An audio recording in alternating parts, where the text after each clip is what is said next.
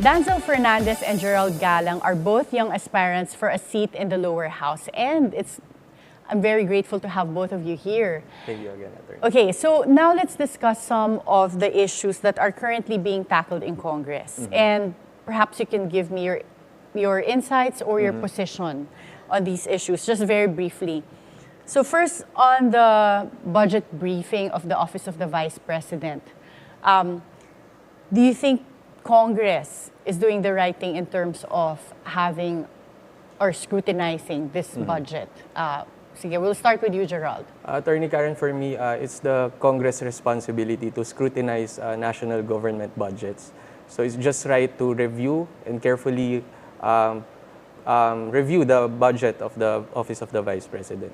What about you, Danzel? And again, I'm in a similar position with Consi Gerald. The Congress has the power of the purse and they have the responsibility to really deliberate on the matters with regards to the budget.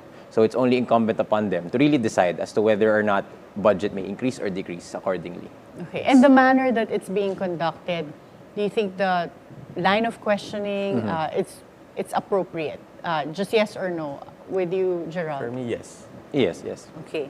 Confidential funds, do you think this should be allowed for any office? No. I would argue no also. And it's because of...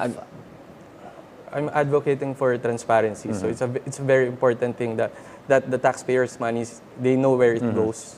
Okay, Danzel? Yes, because under, of course, our Constitution, we have the right to know where the funds are going. We have to be accountable with the funds that are being allocated. Since again, a public office is a public trust. Okay, o lumalabas na yung pagka-law student Yes, o Danzel. Quadcom hearings, if you get elected as congressman, your position on this, will you continue Quadcom hearings? Danzel?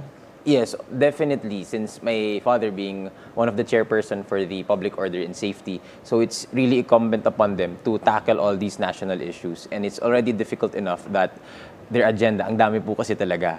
So, if given the opportunity, we would continue on as the new generation or the next generation of politicians who would spearhead these committees. What about you, I also have the Gerald? same answer. Yes, it's part of our job po as congressmen if we get elected.